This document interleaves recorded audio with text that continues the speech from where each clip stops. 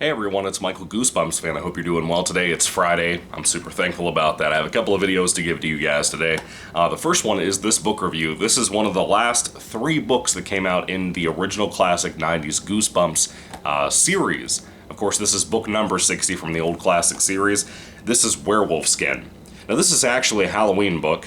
I didn't know that, nobody told me that, and the more I read of it at the beginning of the book, I thought it was going in more of the direction of like a haunted mask type of thing, because when I realized it was a Halloween book and the cover is Werewolf Skin, the title is Werewolf Skin, I kind of assumed it was about a costume that turns you into a werewolf, but it's not really that. This has a lot more going for it. It's a little bit different. Of course, you guys know that I'm doing the Werewolf Review-a-thon with 2 other YouTubers. The one who started it, Goosebumps Completionist, who has his own YouTube channel, is a really cool guy. Recommend his videos as well. His link to his channel will be in the description, and also another fellow named Austin, who is also, his YouTube is called Monster Blood. Put the link to his channel in the description as well. We're just kind of reviewing werewolf stories. Not really in any particular order, just kind of whatever. For example, I'm about to start another Series 2000 book. It's been like a year since I've reviewed a Series 2000 book. It's been forever now. People have been begging me to get some of that going, so hopefully after this review, sometime I'll get a review for that, God willing. Werewolf Skin, though. This was so good. This was so good, dude. Not only do I love this cover for the book. Oh, there's like water falling off my porch, but it's not raining. That was weird. I guess my neighbor's pouring stuff off the balcony. Anyway, because I'm looking out the window. Anyway, so I was not very committed to this book when I first went to pick it up, because Werewolf of Fever Swamp at this current moment is my favorite Goosebumps werewolf story. That's the only one I've read aside from Night in Werewolf Woods, whatever the last one was, the Give Yourself Goosebumps book I reviewed. And I didn't know how this was going to go. I've heard so many great things about Werewolf Skin. It's never been reprinted. It's never had a re-release. It's just kind of whatever, hands off. And I'm telling you, man, Werewolf Skin. I can never get this title down. Plus, trying to keep my voice lower to not interrupt my wife working in the other room. This was phenomenal.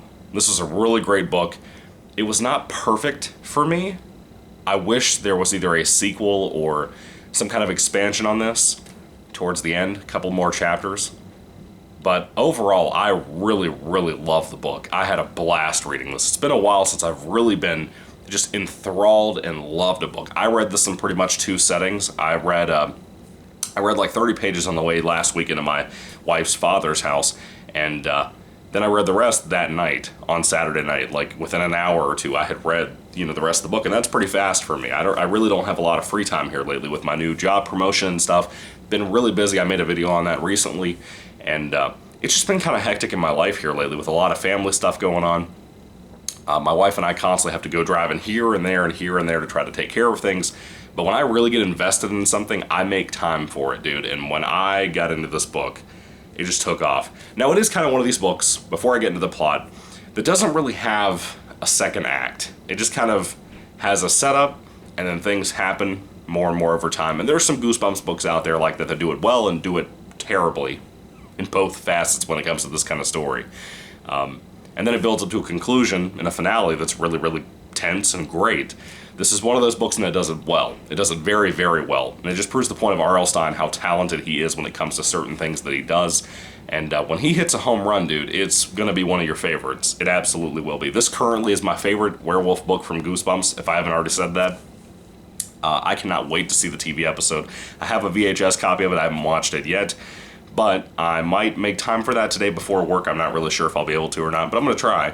I'm going to try. Trust me, because I'm really excited about this. This is so good. Such a good episode, or a good book, I mean. Okay, so getting into the plot, basically you have a fellow named, is it Alex? Yeah, Alex Hunter. And Alex, he has 2 parents who travel for a living, and they had to go out of town. And he had to go live with an aunt and uncle, I believe is what it was, and they're photographers. Now, Alex is also into photography. He has a camera that he takes everywhere with him. He never lets it out of his sight when he's not in school and stuff. And where he's on vacation for, going to this place where his aunt and uncle live, kind of out in the middle of nowhere, kind of a woodsy forest type of area. Rumor has it from the aunt and uncle and from some other folks that he meets in the story that there may or may not be some werewolves in the neighborhood. And now his aunt and uncle's house is kind of in the middle between two other houses. There's a kind of nice, homely looking place, and then there's a rundown, awful looking place that they keep telling him to stay away from. Now, when they ask him what he wants to be for Halloween, he says he wants to be a werewolf. They almost wreck the car and die. Almost.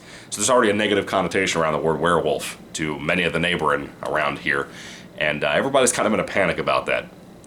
So, no one wants to talk about werewolves. And Alex thinks they are kind of cool. He wants to be one for Halloween, like I said. So, the more he talks to people around the neighborhood, the more he talks to like the two bullies that are not really bullies, but kind of just mean kids, but also kind of friendly kids from school, and also a girl that's one of the next door neighbors who comes to take him to school and stuff. She's a little bit older than him, I think is what the story said too. Those two become really good friends. The two bully kids are kind of just mean-spirited for the most part, but kind of friendly, but also kind of mean-spirited. They're like frenemies, I guess. I don't know.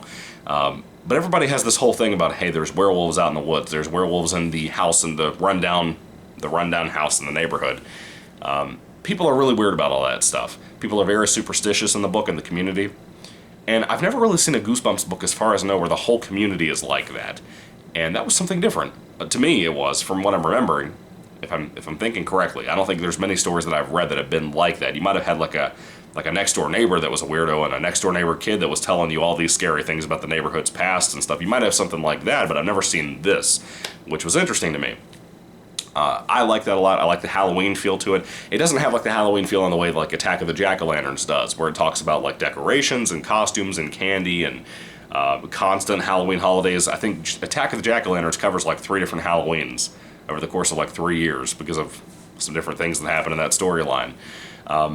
This is just kind of one regular week or two before Halloween, I guess. But I was curious when I first started reading this and found out it was a Halloween book, and then put 2 and 2 together with the story being called Werewolf Skin. I thought it would be like the Haunted Mask and just be like a costume that's going crazy. It's really not like that. There's a whole lot more to it. It's not really adventurous either, but in a good way. It's a very small scale story. I remember back when Deadpool came out, people kept saying it's not like this big end of the world scenario story. It's more of a small scale, this is a problem over here in this area type of situation. And that's what this book reminds me of. It's kind of a smaller scale Goosebumps thing, and a lot of Goosebumps stories are like that. And you do have some that are much more adventurous and much more crazy and wild and huge adventures. This is a small scale story in a small town, and it works so well. I love it so much. It blew me away. People kept telling me I was going to love this book, and I kind of doubted them. I hear that all the time about certain books, like I Live in Your Basement. I haven't read that yet. I hear that all the time from many, many, many people who want me to read certain things. People say that about Phantom of the Auditorium. I don't see it happening there either, but people keep saying that.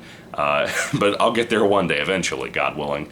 But there's books like this that I was very excited to read because I like werewolf stories, but I don't love werewolf stories because they typically are not very good. They're usually a letdown to me. The only one I've ever truly loved was The Wolfman with Lon Chaney Jr. That's only pretty much been the one that I love, but I'm always willing to watch a new one because I want to see a good werewolf story. There's not many out there, in my opinion, aside from Cycle of the Werewolf from Stephen King, which I haven't read the book. I've seen The Silver Bullet, which is the movie it's based on. I'm assuming it's pretty close, so yeah. And then Werewolf of Fever Swamp from R.L. Stine from Goosebumps. I love that as well. This is better than Werewolf of Fever Swamp, in my opinion. I think it's not perfect. I do rate it about the same when it comes to rating, but I prefer this story because I like the Halloween setting. I can only imagine what the episode's going to look like for this if it's still on Halloween. I assume it has to be, I guess, because of the werewolf skin title. But I'm telling you, man, I just adore this. I thought this was such a good read. I had a blast with it. My copy's kind of falling apart. This is a hard book to get your hands on, man. There's no like bootleg copy to get your hand on as far as I know. From like India or something. This is something you have to kind of get if you're really paying attention online on eBay and stuff. You can get your hands on this, but it's difficult. I'm not going to lie.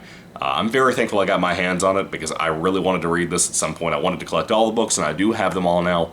But this is one of the ones that really, really surprised me. I'm very impressed with how good this was and how much fun it was. This, to me, has almost like a dark atmosphere to it.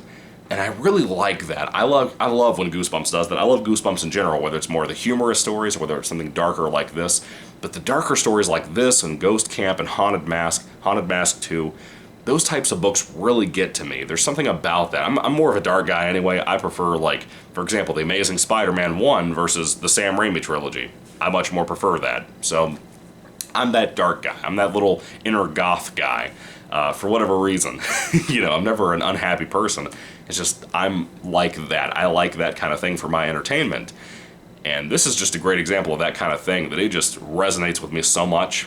And I think it will with you too. If you can get your hands on a copy of Werewolf Skin, you really should read this book, man. It is a must read. It's not really a super great Halloween read, and I really wish the sticker was not here in the middle of the page, dude. Thrift Books, or whoever I bought this from. Why? Why would you do this to me?